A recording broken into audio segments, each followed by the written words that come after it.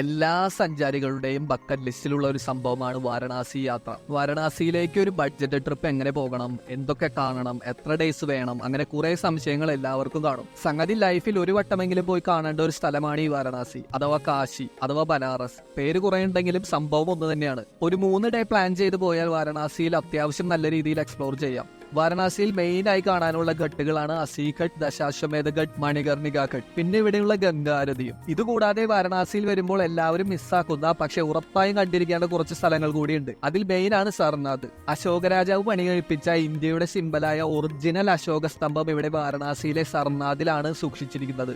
ഇതുകൂടാതെ ഗംഗയുടെ മറുകരയിലുള്ള രാംനഗർ ഫോർട്ടും നമോഘട്ടും കൂടി കണ്ടാലേ വാരണാസി പൂർത്തിയാവും. വാരണാസിയിലേക്ക് പോകാനുള്ള പെർഫെക്റ്റ് ഐറ്റിനറിയും ബഡ്ജറ്റ് ബ്രേക്ക് ഡൗണും കംപ്ലീറ്റ് ഗൈഡ് വീഡിയോ ആക്കി ചാനലിൽ ഇട്ടിട്ടുണ്ട്. വാരണാസി യാത്ര പോകാനിരിക്കുന്നവർ അത് കണ്ടാൽ മതി. നിങ്ങളുടെ കാശി വാരണാസി യാത്ര സ്വന്തമായി പ്ലാൻ ചെയ്യാം.